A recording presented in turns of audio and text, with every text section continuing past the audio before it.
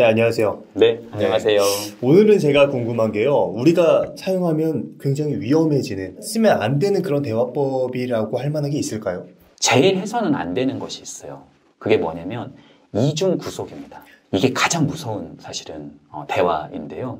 이중구속이 뭐냐면 우리가 굉장히 아이를 막 학대를 하면 아이가 조현병이 생긴다든지 굉장히 뭐 문제가 있는다든지 이렇게 우리가 상식적으로 많이 생각을 하잖아요. 예. 심지어 또 아이를 완전히 방치하면은 우리 아이가 정말 뭔가 문제가 생길 수 있다는 생각을 많이 하잖아요. 근데 그것보다 이중구속이 더 아이에게 훼손을 줄 수 있고 사람의 정신에 더 타격을 줄 수 있다는 거예요. 솔직히 일관적으로 학대, 무슨 일을 하면은 부모님이 종아리 대에서 때리는 것보다 더 무서운 거라는 거예요. 이중구속이. 이게 뭐냐면 너 하고 싶은 거 다 해. 그러면 애가 이제 놀아요. 야, 그게 네가 하고 싶은 거야? 그럼 아이가 또 공부를 해요. 야, 하고 싶은 거 다 하라니까? 이게 공부를 하라는 건지 놀으라는 건지. 네. 그러니까 이런 패턴을 가지고 있는 역기능적 가정 안에서 조현병 환자들이 막 나타난다는 거예요. 예측하지 못하는. 이렇게 상황을 몰고 가게 하는. 사실은요, 이중구속하는 경우들은 조금 드문데 이중구속보다는 조금 약하지만 비일관성도 굉장히 아이에게 굉장히 문제를 줄 수 있습니다. 비일관성 예를 들어서 어떤 게 있죠? 그러니까 비일관성이 뭐냐면 동생하고 싸웠는데 그냥 넘어가요. 근데 어느 날은 둘같이 화를 내요. 아이 입장에서는요, 이 행동을 했을 때 어느 정도의 적절한 제재가 있는지 훈육이 되는지를 예상 자체가 안 되는 거죠. 그럼 아이들은 엄마가 소리를 확 지를 때, 아빠가 소리를 확 지를 때 침을 꼴깍 삼키면서 굉장히 불안을 삼키게 되는. 그래서 이 불안이 굉장히 마음속에 있게 되면서 굉장히 혼란스럽게 되는 이런 유형으로 발전할 수 있습니다. 그리고 보통 부모님들이 비일관적으로 행동하는 사실 이면에는 감정적인 조절이 안 되는 경우들이 많이 있어요. 이런 경우에는 그렇게밖에 될 수 없었던 나의 내적 이슈들이 숨어있는 경우들이 많이 있습니다. 이런 경우는 상담이라든지 혹은 심리검사나 심리평가를 통해서 조금 도움을 받는 것도 좋은 방법이라고 생각이 듭니다. 그렇다면은 구체적으로 상황을 악화시키는 대화 방법으로는 어떤 게 있을까요? 이렇게 한번 생각을 해볼까요? 구독자님들도요, 이 컨텐츠 끝난 다음에 모임 있으시면 한번 해보세요. 이렇게 대화가 있을 때요, 정신없이 우리가 떠들다가 오는 경우들이 많잖아요. 그럴 때요, 대화하실 때 약간 말을 닫는 거예요, 내가. 그리고 이 집단이, 이 공동체가 무슨 대화를 하고 있는지를 한번 관찰해 보시는 거예요. 그러면서 이런 질문을 해보는 거예요. 우리는 지금 어떤 감정들을 경험하고 있지? 예를 들자면 되게 반가운 느낌이구나, 우리 공동체가. 우리 공동체가 지금 겉으로는 웃고 있지만 되게 질투가 나고 있는 그런 지금 공동체에 있구나, 내가.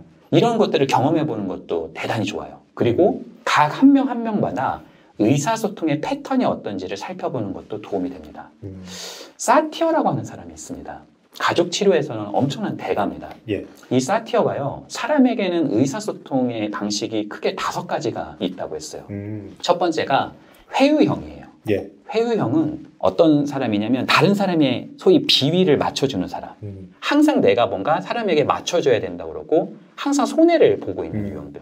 보통 이런 유형들은 어렸을 때 굉장히 내가 편애를 겪었던 적이 있거나 거절감 같은 걸 많이 경험했던 적이 많이 있습니다. 그래서 소위 요즘 착한 아이 콤플렉스라고 많이 얘기하잖아요. 그 유형이 이 회유형과 굉장히 맞닿아 있다고 볼 수 있습니다. 그리고 두 번째는요, 비난형이에요. 회유형은 내가 뭔가 틀린 것 같고 내가 뭔가 다른 사람한테 맞춰줘야 된다는 느낌을 갖는다면, 비난형은 내 말이 무조건 맞는 거예요. 세 번째는 초이성형이라고 합니다. 이 초이성형은 재판관 같은 분들 있잖아요. 많이 쓰는 용어가 객관적으로 이렇게 표현을 많이 써요. 이분들은 나도 아니고 너도 아니고 뭔가 뭐 어떤 법이 있는 것처럼 그렇게 항상 이야기하는 경우들이 많아요. 예를 들자면 객관적으로 이거는 이런 거야, 이건 이런 거지, 이렇게 표현을 하는데 그게 자기 의견도 아니고 뭔가 객관적인 무엇이 있는 것처럼 이야기하는 경우들이 사실은 많아요. 자기 의견인데. 네, 굉장히 방어적인 유형들이에요.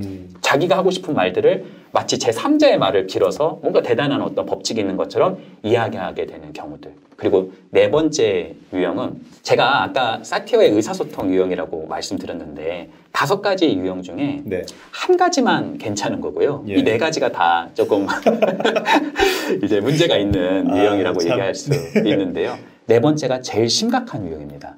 이게 산만형이에요.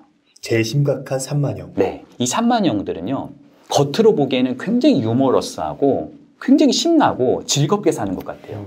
이 사람 들어오면 막 굉장히 분위기가 막 업이 돼요. 근데요, 이 산만형이 왜 문제가 있을 수 있다고 말을 하는 거냐면 굉장히 갈등 상황을 두려워하고 있는 거고요. 예. 그리고 갈등 상황이 있으면 더 막 분위기를 조장해서 막 다른 걸로 막 바꾸려고 하는 유형들. 굉장히 밝아 보이지만 그 안에는 굉장히 공허하고 소외감이라든지 외로움 같은 것들, 갈등을 피하려고 하는 것들, 이런 것들이 숨어있는 유형이다. 그런 걸 들키기 싫어서 일부러 더 밝은 척을 하는. 맞습니다. 갈등을 절대 못 참는 유형이에요. 예. 이 산만형들은. 그래서 조금 친해지면 그 사람이 되게 좋은 사람처럼 보이는데 조금 더 딥하게 우리 관계라는 것도 조금 깊게 들어가잖아요. 예. 그러면 도대체 이 사람은 너무 정신이 없다라는 느낌을 많이 받게 되는 그런 유형이라고 이야기할 수 있죠. 마지막 유형이 일치형입니다. 일치형? 네. 일치형은 금방 보기에는 잘 파악이 안 돼요. 조금 더 깊게 들어가야지 보여져요. 이 사람이 되게 진실되다는 사람이 있어요. 속마음과 겉이 어느 정도, 그러니까 완벽하게 일치될 필요는 없지만 어느 정도 일치되는 사람들. 예. 그러니까 사람의 속마음에는요, 크게 세 가지가 있어요. 첫 번째가 느낌입니다. 그리고 상대에 대한 기대가 있어요. 그리고 내가 하고 싶었던 열망 같은 게 있어요. 이런 거를 솔직하게 좀 표현할 수 있는 사람들. 이런 사람들이 일치형입니다. 내가 무슨 유형인지 궁금하다. 사실 이 검사제도 있어요. 그래서 필요한 부분들은 조금 이렇게 검사를 받아보는 것도 도움이 될 수 있고 또 내가 일치형으로 갈 수 있는 좋은 방법들도 있으니까 그런 것들을 같이 개발해 보셔도 도움이 될 수 있습니다. 그럼 이 5가지 지금 유형들을 말씀해 주셨잖아요. 네. 실제로 상황에서 이들이 많이 사용하는 말이나 단어 같은 게 있을까요? 예를 들어서 친구가 당일날 약속을 취소를 한 거예요. 그러면 회유형들은 예. 괜찮아. 그럴 수 있지. 그러면서 그 사람을 공감해줘요. 착해서가 아니라 착해야 된다는 어떤 믿음을 가지고 있는 거예요. 나는 이미 나와 있는데 바람 맞힌 거잖아요. 그렇죠? 심지어 막 그 친구가 다른 약속이 있어가지고 나의 약속 취소한 건데도 그런데도 괜찮다고 막 하는 유형들. 그리고 비난형은 네. 잘 만났죠. 상대. 너 되게 신뢰롭지 않네. 그렇게 안 봤는데 너 되게 이상한 애구나. 야, 너하고는 이제 절교야.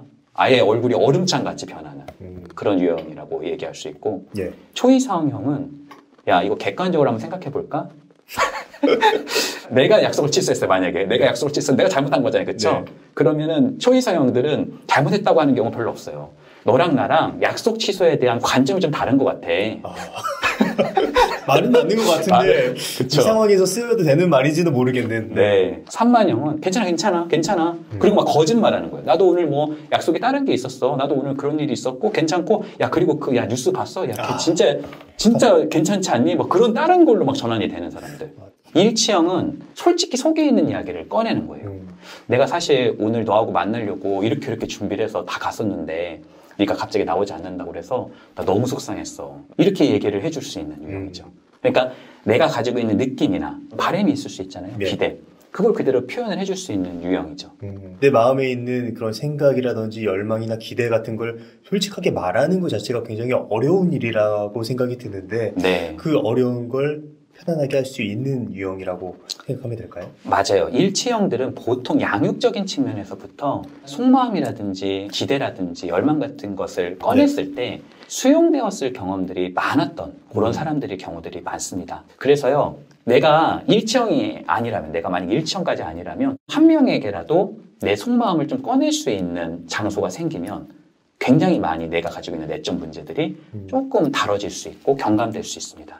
어떻게 보면 자신의 속내를 말하지 못해서 문제가 발생하는 거네요. 그렇죠. 사실 관계는 너무 많은데 진짜 관계가 없는 경우들이 많아요. 근데 진짜 관계는 내가 가지고 있는 속마음을 조금 표현할 수 있는 사람. 사랑했던 사람한테 있잖아요. 어느 정도 가까워지면 내가 가지고 있는 어떤 약점이나 아픈 부분이나 속마음이나 이런 걸 꺼내고 싶잖아요. 그러면 이걸 받아들여 줄까? 굉장히 조마조마하면서 그 얘기를 하잖아요. 네. 내가 힘들었던 것들. 처음에 좋은 모습만 보려했다가 근데 그 사람이 괜찮아. 네 말을 들으니까 내가 너무 눈물이 난다. 그럼 같이 그 울어줄 때 저는 그거를 힐링의 순간이라고 생각을 합니다. 막 신나게 노는 것이 힐링이 아니라 진짜 어떤 면에서는 내 속 얘기가 충분히 받아들여질 수 있고 수용될 수 있는 그런 장을 체험하는 것. 양적 관계보다는 질적으로 두터운 관계 한두 명 있는 것이 되게 중요할 수 있다. 이렇게 말씀드릴 수 있을 것 같아요.